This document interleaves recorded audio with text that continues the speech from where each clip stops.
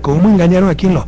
¿Qué nos faltaba? Justicia. Claro. Si la policía agarraba delincuentes y la justicia los soltaba, y querían que yo mire a otro lado porque la justicia es independiente. Una cosa es que un juez tenga total independencia para declarar culpable o inocente a alguien, dictar una sentencia. Otra cosa es que nos suelten 10.000 delincuentes y nadie puede decir nada. Entender eso como autonomía de la justicia es una barbaridad. Y le estoy dando cifras reales. Son cerca de 10.000 delincuentes que nos soltaron los malos jueces. La oposición decía, se está soltando delincuentes, y tenía razón. ¿Dónde mentía? El gobierno, Correa. No, eran los jueces, y los jueces social cristianos, se lo voy a demostrar. Pero en todo caso, no fueron 100, no fueron 200, fueron cerca de 10.000. Nos bajó la población carcelaria en un momento, de 20.000 a 12.000 personas, porque a nadie se lo metía preso. ¿Por qué? 4.000 caducidades de prisión preventiva. Eso no lo hemos hecho nosotros, eso ya estaba, y es correcto, para que un pobre no se pudra 8 o 10 años en la cárcel por no tener un abogado defensor y después digan que fue inocente cuando le arruinaron la vida. Entonces, la Constitución establece que después de un año sin sentencia, esa persona tiene que salir. Pero caramba, que falle 5 o 10 casos, lo cual ya es grave. 4.000 caducidades de prisión preventiva, 95% de ellas en Guayas. Y ustedes saben que las cortes del Guayas eran botín del Partido Social Cristiano. Entonces, 4.000 peligrosos delincuentes, violadores, asaltantes de bancos que tenían que ser liberados por no tener sentencia. 6.000 medidas sustitutivas a la prisión preventiva. Esto también es algo bueno. ¿Qué es una medida sustitutiva? Que en vez de irse preso, usted espera el juicio en su casa, presentándose cada 15 días ante el juez. ¿Para quiénes? Por ejemplo, un padre de familia que sin querer atropella a alguien. Eso es un delito, debe haber un juicio. Pero no tiene por qué estar ese padre de familia preso. Bueno, nos soltaban a los narcotraficantes, a los violadores, a los que tenían 15 arrestos, sentencias, y no se los volvió a ver. 4.000 más 6.000 pueblos ecuatorianos, 10.000 delincuentes potenciales que nos soltó un mal sistema de justicia. ¿Cómo yo podía garantizarle seguridad? Ese fue el motivo fundamental para llamar a la consulta popular. Y aquí uno decía, gente, voten no para derrotar al gobierno. Y perdimos en Loja, gracias a Dios ganamos a nivel nacional. Pero por eso usted ve el cambio en la cuestión de seguridad. No se olvide, fue por esa consulta popular y esa reforma, porque ahora sí, los delincuentes, con el Consejo de Captura se sanciona a los jueces que sueltan delincuentes y los delincuentes quedan presos. Y ya subió nuevamente a población carcelaria de 12.000 a 20.000 personas privadas de la libertad, que es el promedio para un país como Ecuador, pero se nos había reducido, recuerden, de 20.000 a 12.000. Por eso fue la consulta popular, y aquí hubo gente irresponsable que por hacerle daño a Correa no le importó hacerle daño a su familia. Los resultados que estamos viendo, la repotenciación de la policía empezó hace 4 o 5 años, pero los resultados que estamos viendo ya contundentes es gracias a la reforma judicial, por ese sí en la consulta popular. ¿Hay independencia en la justicia? ¿Se le metió la mano porque la oposición? Pero por supuesto que le metimos la mano. Pero por supuesto que le metimos la mano para poner más abogados, para construir un nuevo edificio, o eso sí va a arreglar solito. ¿Ustedes creen que la nueva unidad de judicatura en Loja, que está espectacular, sí va a arreglar solita? Tenía que haber todo el apoyo del gobierno. Se metió una mano limpia, responsable, democrática, con la orden del pueblo ecuatoriano. Lo que jamás se ha hecho es poner un juez, llamar a un juez para decirle declárame culpable o inocente a tal persona, como antes sí se hacía. O ya se olvidaron, pueblo ecuatoriano, cómo se elegían las cortes en este país. Ahora se eligen por concurso de merecimiento, transparencia, impugnación ciudadana, y ahora es que no es independiente de la justicia. Antes se la repartían pues en el Congreso, o ya se olvidaron. O ya se olvidaron que los garroteros, cuyo cinismo no tiene límite, hablan de independencia de la justicia y pactaron con Gutiérrez para bajarse en el 2004 la Corte Nacional y la Corte Constitucional en el Congreso por simple mayoría, y Livia Asís, asambleísta del MPD, sacó la lista de los nuevos jueces, la llamada Pichicorte, y por simple alzamano, ahí sí, ¿no? Por simple mayoría eligieron la nueva Corte Nacional. Ya se olvidaron de aquello, y por eso el MPD sostuvo hasta el último día a Gutiérrez, hasta que salió corriendo, huyendo en un helicóptero, porque ese era el pacto, repartirse las cortes. Y ahora es que no hay independencia en las cortes. ¿Quién puede tragarse esas piedras de molino, por favor? Se reconoce la transformación de la justicia ordenada pues por el pueblo ecuatoriano, pero a veces también algunos funcionarios sí falta, como usted muy bien a veces lo ha dicho, que cambien el chip de la justicia. En el caso de Loja falta todavía en esto, a veces la ciudadanía todavía no confía en la justicia, entonces se va a tratar de corregir todos esos problemas. Bueno, mire, las encuestas que tenemos, el índice de satisfacción de los usuarios de la justicia es más del 90%, pero nunca dijimos que íbamos a resolver todos los problemas en 18 meses. Dijimos que íbamos a dar un cambio radical en el rumbo de la justicia, que íbamos a resolver grandes problemas, pero no todos los problemas, y lo hemos hecho. Cuando empezó el proceso, había cerca de 3 millones de causas represadas, 3 millones. Se trabajó los sábados, los domingos, horas extras, jueces temporales, grupos especiales. Hoy tenemos 200.000, 300.000 causas. Ahora, la otra vez se sentenció un caso de robo en 8 horas. Antes, en 8 años, no se resolvía ese caso. Entonces ha habido inmensos pasos, pero falta por hacer. Por ejemplo, todavía no intervenimos la mayoría de las cortes provinciales, las sedes provinciales.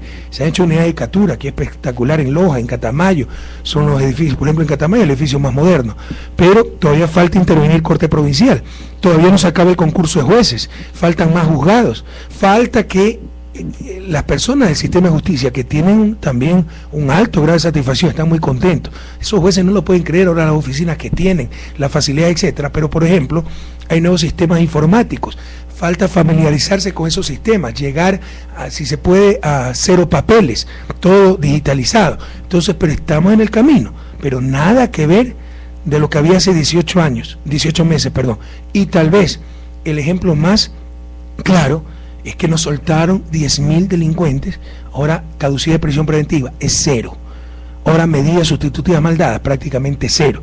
Ese es el cambio más importante porque tiene implicaciones en lo que todos más anhelamos, seguridad ciudadana. Señor presidente, también estamos hablando hoy muy bien, pues el tema de la seguridad, pues el tema de fortalecer a la Policía Nacional con más elementos, con mayor instrumentos o materiales para poder cumplir su trabajo, de la justicia asimismo. Sin embargo, la otra parte, el tema de un delincuente, por ejemplo, ¿cómo impedir que esta persona caiga en ese problema de la delincuencia? ¿Cómo, y en todo caso, una persona que caiga en el tema de la delincuencia, cómo reinsertarlo a la sociedad que ya sí, pero recuerden, fortalecer en ese trabajo? También, ¿no? Sí, pero recuerden que no todo es responsabilidad del gobierno o exclusiva responsabilidad del gobierno.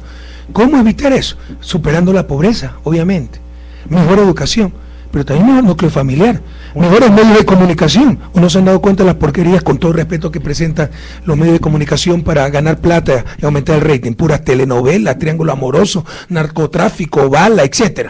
Entonces con eso también influye pues en la educación de nuestros jóvenes. Entonces claro, hay que prevenir, y se previene con justicia, con educación, con igualdad de oportunidades, pero también con valores en la familia, también los medios de comunicación. Toda la sociedad tiene responsabilidad en esto. Y un punto adicional, claro, se trata de rehabilitar a la persona, reinsertarla en la sociedad, pero no nos engañemos y no caigamos en romanticismo. También se trata de proteger. O sea, yo no puedo poner un delincuente peligroso en las calles esperando que se rehabilite, hasta que se rehabilite mata a 10 personas más. Claro. Se trata de proteger a la mayoría y se trata de disuadir, pues. Sobre todo cuando antes ese tipo sabía que iba en un año ser soltado por caducidad de prisión preventiva, seguía asesinando. Cuando ya sabe que va a tener 25 años, entonces ya lo piensa 2 veces. Entonces, no nos engañemos, la pena sirve para proteger, disuadir y en lo posible rehabilitar. Un tema muy importante que usted ha topado, pues economista, el tema de la pobreza en el país. Se ha venido trabajando incansablemente y sobre todo en cantones fronterizos. Hablamos, por ejemplo, de Macará, de Zapotillo, de Espíndola. Son cantones fronterizos que no existen muchas fuentes de trabajo, economista Correa. Es decir, desde el gobierno nacional en sus nuevas propuestas no se ha pensado lo que hacen en otros países, en el caso de España, de Francia y todo eso, de implementar a lo mejor fábricas, más fuentes de trabajo para que no exista, por ejemplo, el contrabando del combustible que tanto daño hace al Estado ecuatoriano. Son mafias en esto. Entonces, ¿qué se tiene previsto ante esta situación? Por si acaso, el desarrollo productivo, de acuerdo a la nueva Constitución, es responsabilidad de los gobiernos provinciales. No traten de que el gobierno central le resuelva la vida a todo el mundo, y el demagogo que le dice eso los está engañando. Entonces, yo no puedo resolver la vida a todo joven, por supuesto, siendo los grandes males de este país. Nos acostumbraron, pues somos pobrecitos, resuelvan el problema, siempre es culpa del gobierno. Si boto basura en la calle, oiga, ¿por qué bota basura? Culpa del gobierno porque no hay tacho de basura cerca. Si llego tarde, oiga, ¿por qué llego tarde? Culpa del gobierno porque no hay buen sistema de transporte. Todo es culpa del gobierno. Eso tiene que y resulta, cuando yo estudiaba en Estados Unidos, en Urbana-Champaign, ¿no? Era la ciudad con mejor sistema de transporte de Estados Unidos, ciudad pequeña con mejor sistema de transporte. Ahí hay un premio para el mejor sistema de transporte de ciudades pequeñas, y varias veces lo había ganado Urbana-Champaign, y seguían llegando tarde pues los ecuatorianos. y ya no había pretexto. Pero aquí toda la culpa es del gobierno. Entonces, compañeros, pero por ejemplo, si estamos haciendo, ahí tenemos la inversión de más de 100 millones de dólares del canal de riego Zapotillo, con todo un programa de fomento productivo, de transformación productiva, básicamente caña para biocombustible. Se está trabajando en ese proyecto.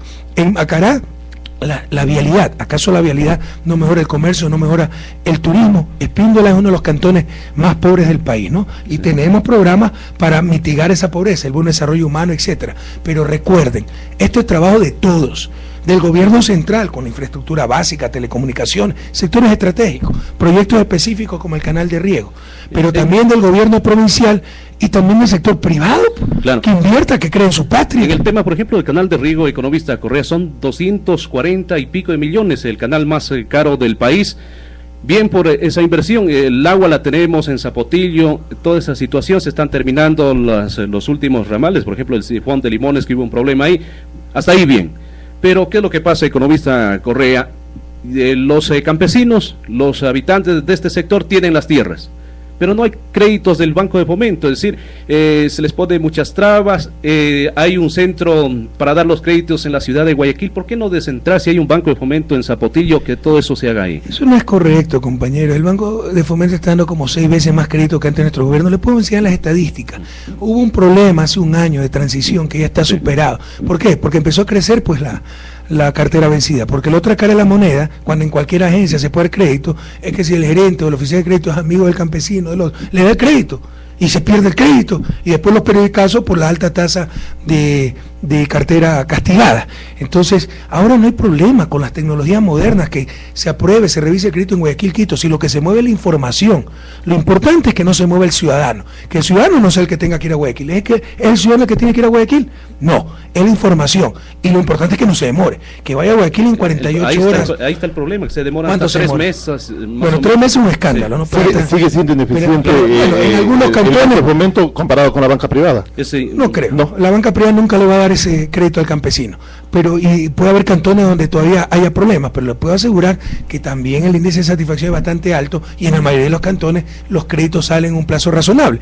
Pero los campesinos, muchos se acostumbraban a prestarle al chulquero, que no les pedía garantía, que no les pedía ningún trámite, pero si no le pagaban, mataban pues al campesino. ¿Y a qué tasa de interés? Aquí hay que pedir pues dinero del pueblo ecuatoriano, hay que pedir algún requisito, y eso implica que se demore 5, 6, 15 días el crédito. Lo que no puede demorarse, en eso sí estamos de acuerdo, es 3 meses. Y que lo manden la información a Guayaquil, Quito, que lo manden a Nueva York, a Ginebra. ¿Cuál es el problema? Si lo que se mueve es la información. Lo importante es que no se demoren en la toma de decisiones. Y sobre todo el nivel de desconfianza del agricultor y falta de información que tienen ellos. Eso es cambio cultural, compañeros, no nos engañemos. Es lo que llamamos en economía el síndrome de la puerta de vidrio. O sea, tiene miedo de entrar a una oficina y se acostumbró a trabajar con crédito informal, chulquero, etcétera. Y hay que cambiar esa cultura, pero no nos pidan que hagamos todo. También viene de los radiodifusores, de los medios de comunicación, de la comunidad, ese cambio cultural para formalizar la economía, y vayan a instituciones financieras serias, ¿no?, que piden algo de requisito. Banco de Fomento es plata del pueblo ecuatoriano. Claro. Tenemos que proteger ese dinero,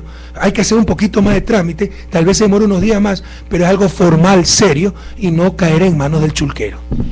Señor presidente, retomando el tema de seguridad, también pues estamos en una zona fronteriza, en la región sur del país, pues se ha divisado bastante el tema de la migración de gente, pues en este caso peruana y colombiana en este sector, y eso pues un poco la ciudadanía pues reclama, porque han habido casos en los cuales pues estas personas pues han sido protagonistas de ciertos escándalos en contra del bienestar de la ciudadanía. Entonces pues aquí la ciudadanía se pregunta pues qué control se tiene que hacer, o qué se debería hacer. Pues se debería controlar a esas personas que ingresan al país con la finalidad de saber o conocer sus antecedentes penales, por lo menos, para que pueda garantizar una fuente de trabajo que está con todo el derecho del mundo. Por si acaso está prestando el triple, no 6 veces corrido, el triple Banco de Fomento con respecto al 2006. Mire, se pide, o por lo menos se pide el pasado judicial, se pide los antecedentes. Pero usted ya no puede ver, caras vemos, corazones no. Pero cuidado, caemos en la xenofobia de algunos candidatos irresponsables, ¿no? Por ejemplo, usted ha dicho, colombianos y peruanos son protagonistas de ciertos hechos, sí, y cuántas centenas de miles de colombianos y peruanos que trabajan honestamente y ayudan a construir el país. Y con el mismo argumento, tal vez algún ecuatoriano que cometió un delito en España o en Colombia y Perú, entonces por eso van a acusar a todos los ecuatorianos. Tengan mucho cuidado, porque este tema se está manejando políticamente.